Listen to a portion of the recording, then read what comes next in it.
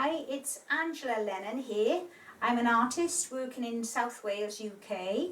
This video is to show you how to turn a watercolour sketch into a more detailed painting. If you've watched my previous videos, you would have seen that I worked outside in the garden and painted some hydrangeas. I also went up the mountain and painted a nice landscape sketch there also.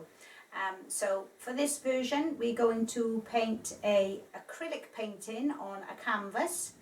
I'm going to start on a blue background and we're going to recreate the feeling of the hydrangeas growing in their natural habitat, which is outdoors in the fresh air. It's a bit windy here today, so I'm choosing to work inside.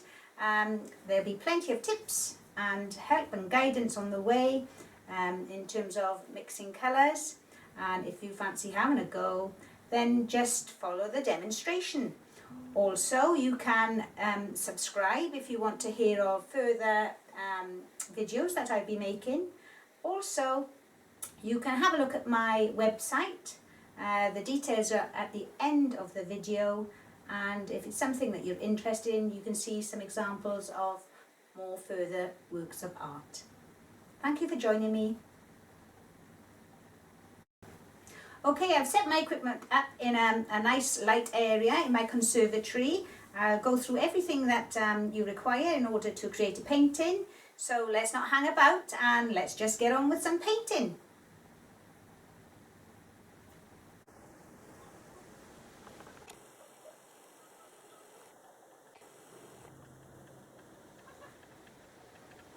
It's very windy here today outside. We have the trees blowing and the branches. Quite hard to control the paper and the easel. So suitable day for painting indoors and using one of our previous sketches in order to create a more detailed painting.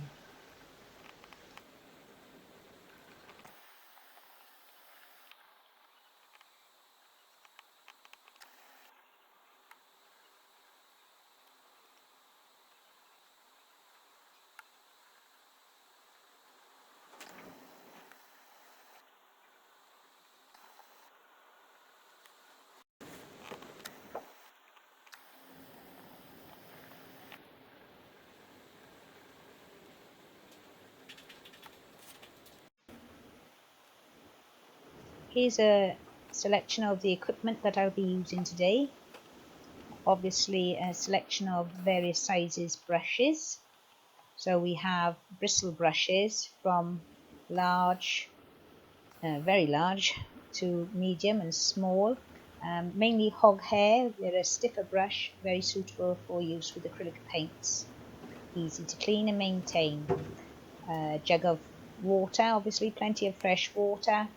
A palette for mixing your paints, and a selection of the three primary colours in acrylics, which is obviously red, yellow and blue, and white also.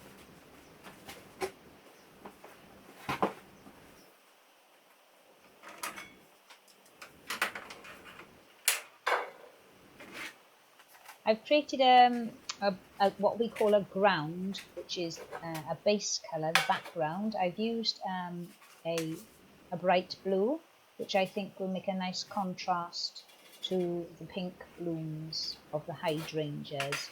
And I put 2 coats of that on and let it dry before proceeding to do any painting.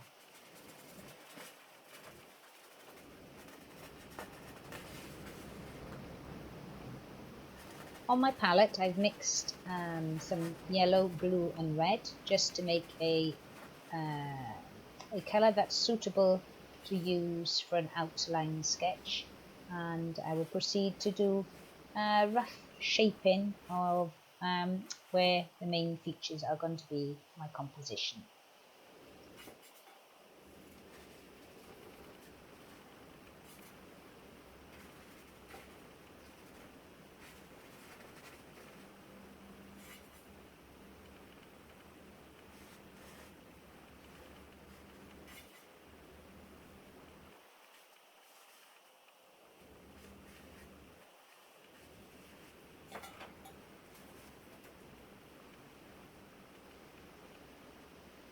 I'm using my sketch obviously as a basis to work from. I don't want to copy it slavishly. However, I do need to refer to it to make sure that I'm positioning the main features in the right place, and looking at where the lights and darks are as well.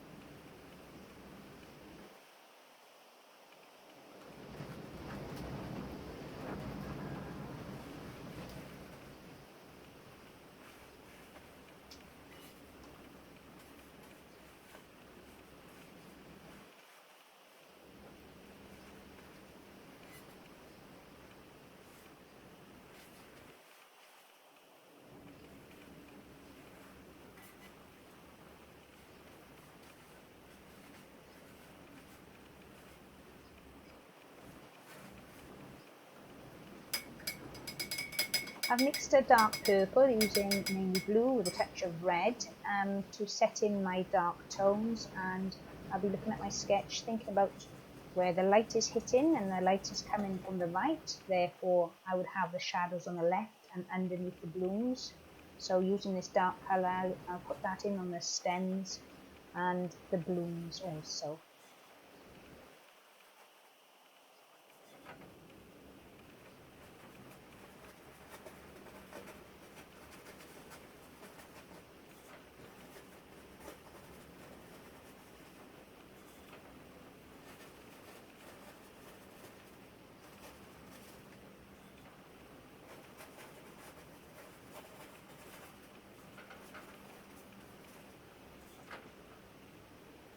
The tones in a painting help to create form. So if you have a spherical bloom, such as a hydrangea flower, then you want to imagine that's a sphere or a ball, and when the light hits it, you have a very light top, and it gradually goes down darker and darker as you go further away from the light on the underside of the bloom. And in order to create that illusion of 3 dimension, you need to think carefully about these darks and lights, and setting them in at the very beginning is very helpful for your overall painting.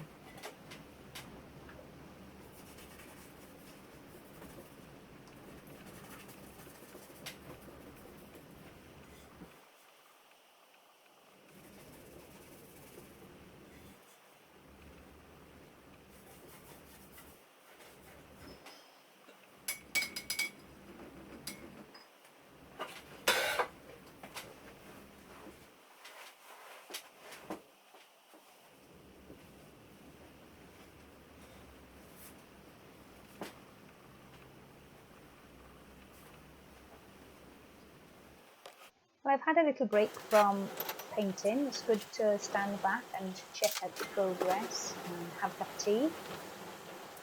I've decided to mix up some pinks and mauves, obviously they being the local colour of the flowers, and obviously we're using the red and white, and the blue and the red and the white for the mauve as well.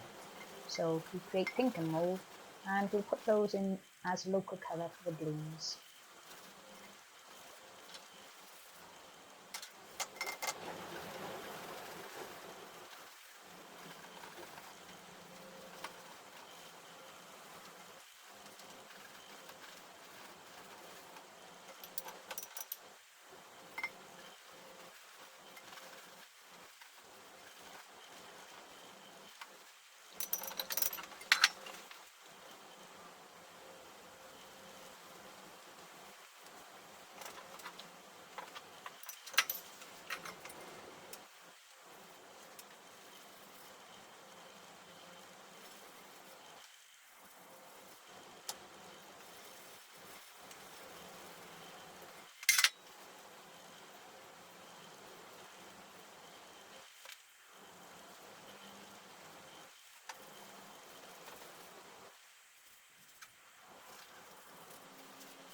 An important part of this seen was the way the light came through the leaves at the back behind the hydrangeas, and that very vivid yellowy glow is what I want to maintain if I can in the painting. These vivid lights help the darks read, and the darks help the lights read, and give that sense of outdoors.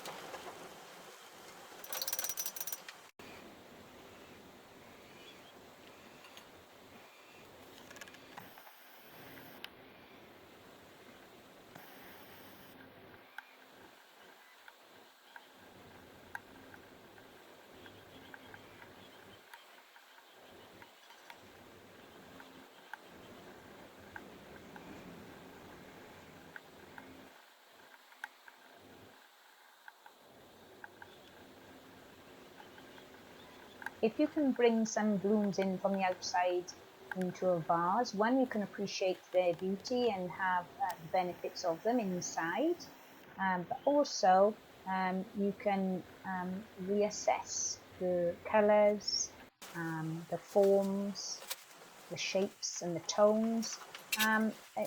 It's a reminder that you're working from life.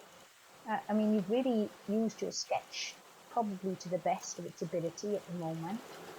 You're working from memory as such, and the blooms inside will just give you that little added reference point to use as a source material.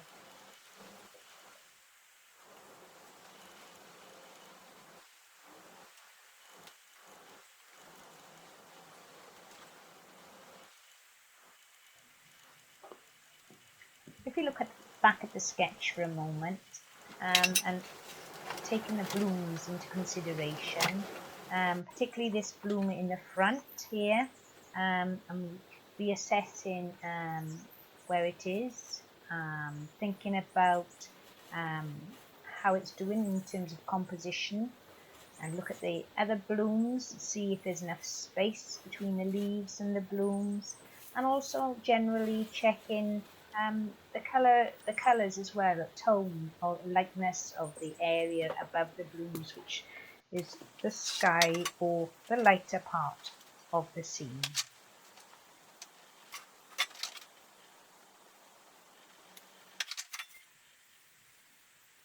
Here I'm looking to create a nice lime fleshy green for the lighter foliage areas of the painting.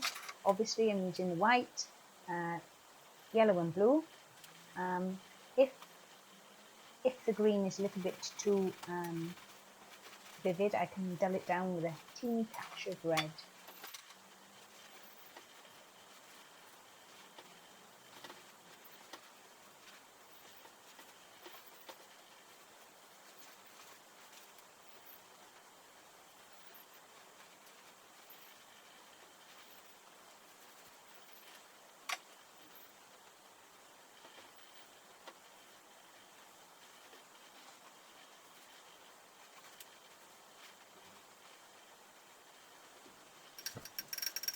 Now that I've lightened up the painting, I tend to work dark to light.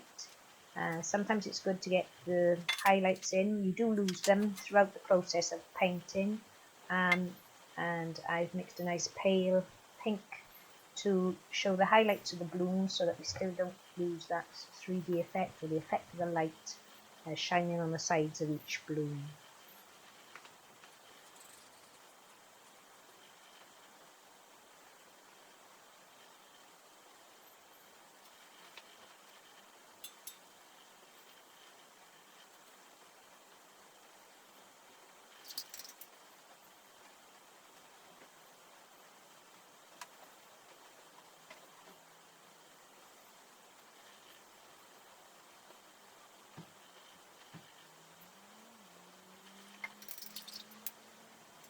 Adding a touch of red, and obviously we've got a bit of mauve going on there, so we're working from lighter to darker as we head away from the light.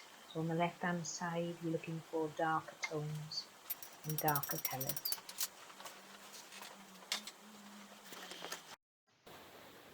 In between the last clip and this clip, I decided I wasn't happy with the bloom in the front, and chose to sort of put it further back by putting some foliage in its place and putting a bloom more to the left.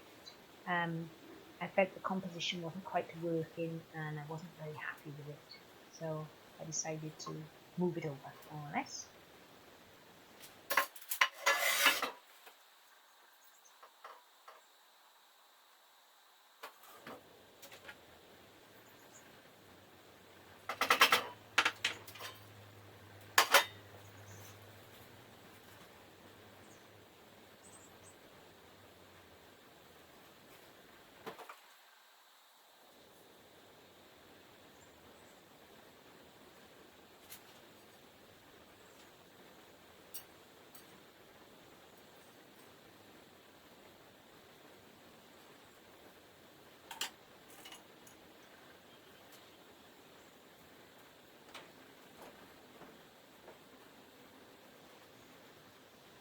Here I'm softening out the paint that I've just applied. I'm much happier with that bloom to the left as opposed to being the focus further down the painting. And I think probably because I was using a different size sketch to the canvas size. One was more square whereas the other was more rectangle. That meant things had to be adjusted, and sometimes when you're not quite happy and you don't know what it is, that can be the problem.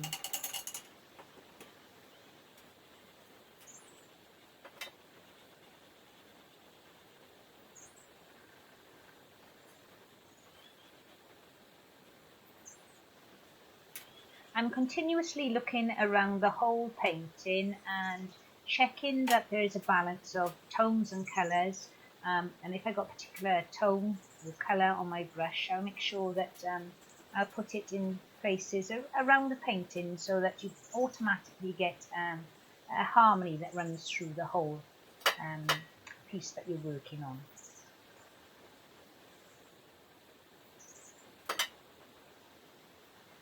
I'll use an old rag during my painting process for a couple of reasons. One, to soften off any paint that I put on that I think is a bit harsh. If it's supposed to be in the background, it should be a bit softer than maybe the areas in the foreground. Also, I'll use it to rub out mistakes. I can take out whole pieces of paint layers if I need to, just to get the effect that I want to achieve.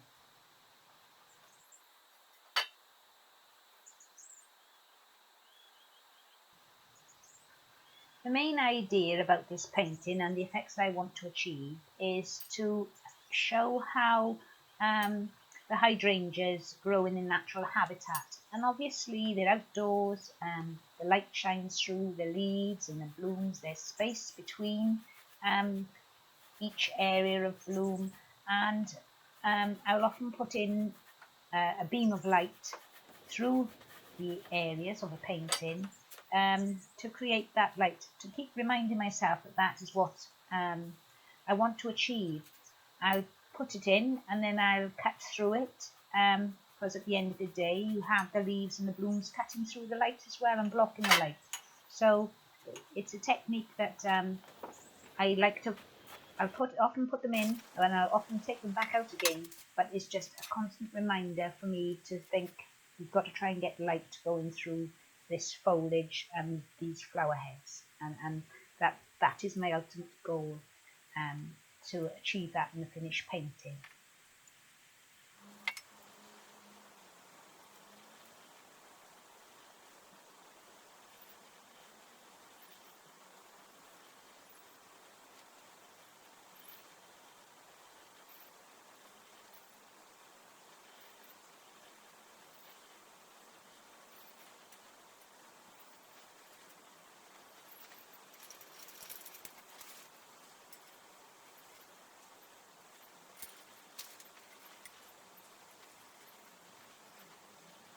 Hydrangea bushes are quite a complex subject to handle, and we simplified it by committing to just a couple of blooms. However, it's a process of layering. Picked up leaf samples so that I could put some closer foliage in, which consequently I took back out again. I wasn't quite happy with it, though I felt I needed to use it somehow.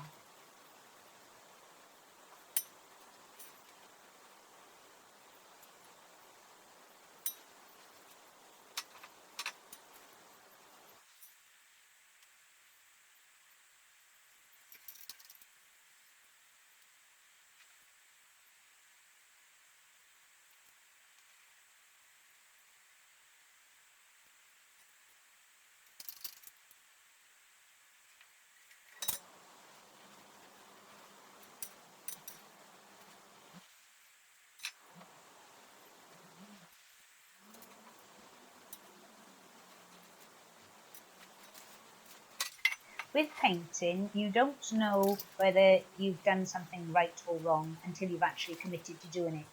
So it's a lot of reassessing and reviewing, and you'll put something on and you go, oh, I don't like it, and you can take it off again. It is quite a frustrating process.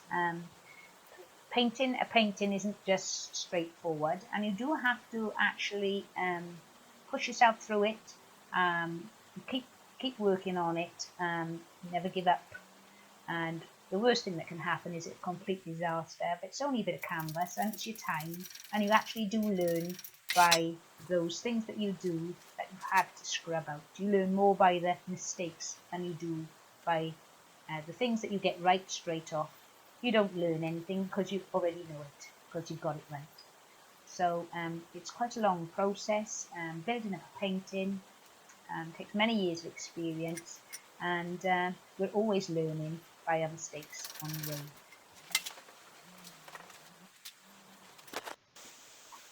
I've used the rag again in between this clip, soften some areas down.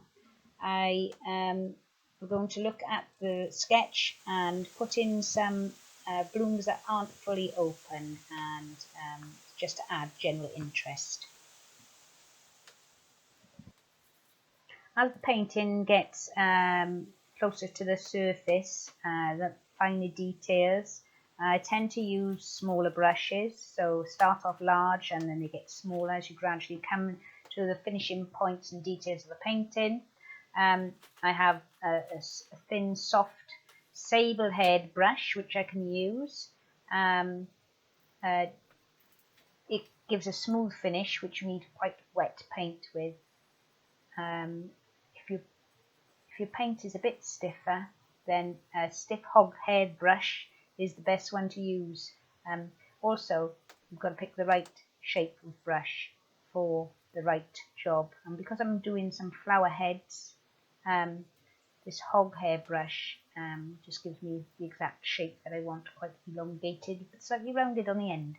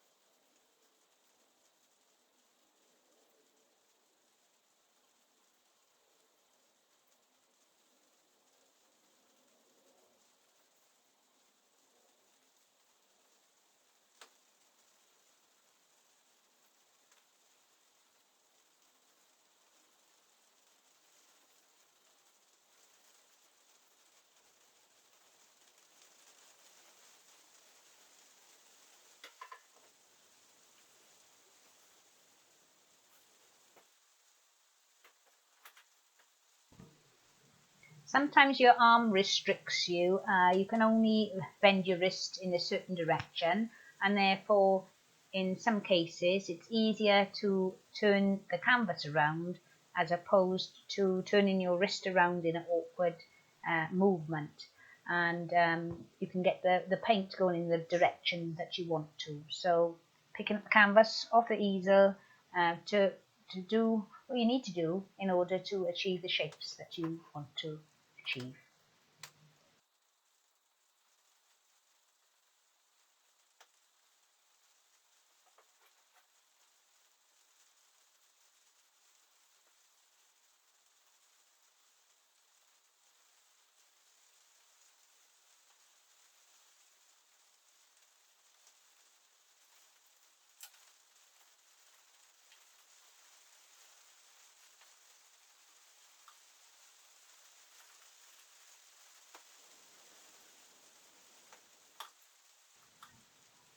Here I've opted for a thinner, finer brush with a shorter handle, which is easier to handle and manoeuvre than the long head hog brush. And because I want very fragile looking leaves that you can see through, I really want the thinnest of lines. So I've chosen a different brush to achieve a different finish.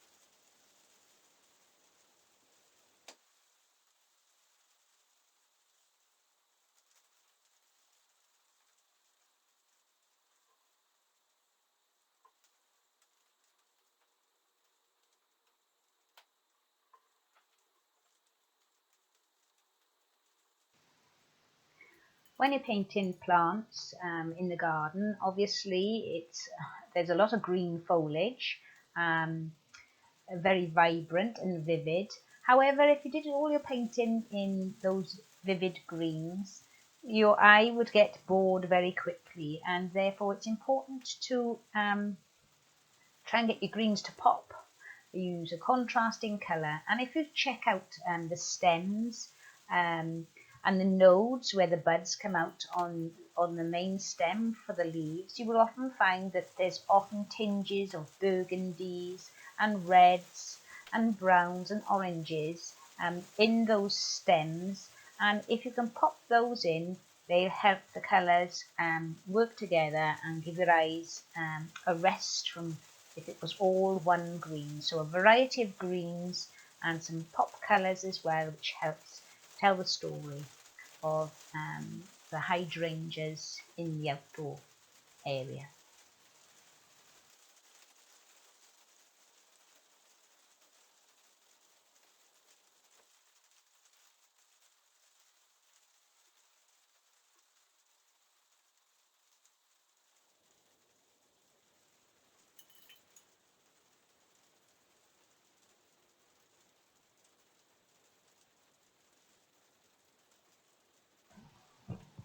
Painting is reaching its final stages, just a few more twigs, stems, foliage to complete. I'd like to take this opportunity to just show you some examples of finished previous landscapes that I have done, and give you the information in relation to the website also. And then hopefully you can see the finished results.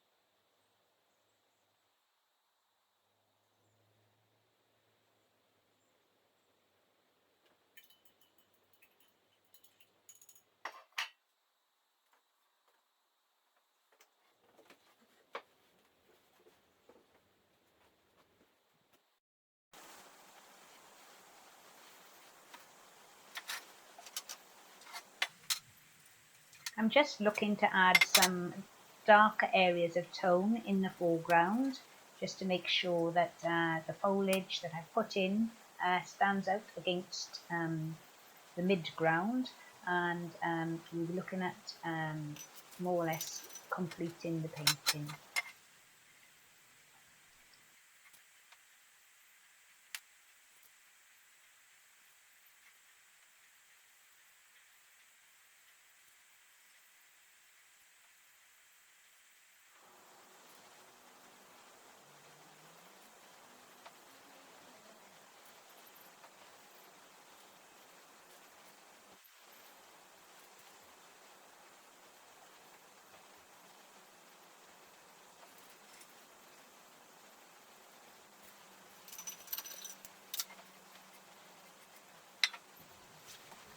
I popped a couple of red and yellow blobs in to suggest another flower head, just to give a little bit of interest on the right hand side of the painting.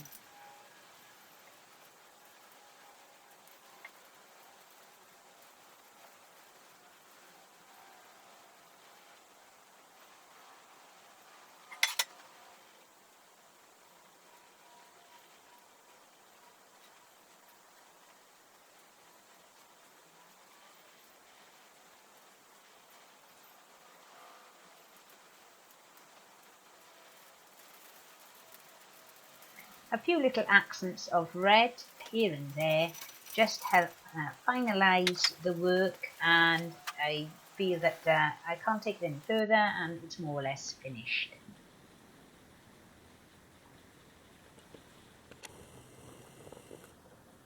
I hope you enjoyed watching the processes of painting, and if you did, check out my other videos on the YouTube channel, and just have a go yourself. Thanks for watching.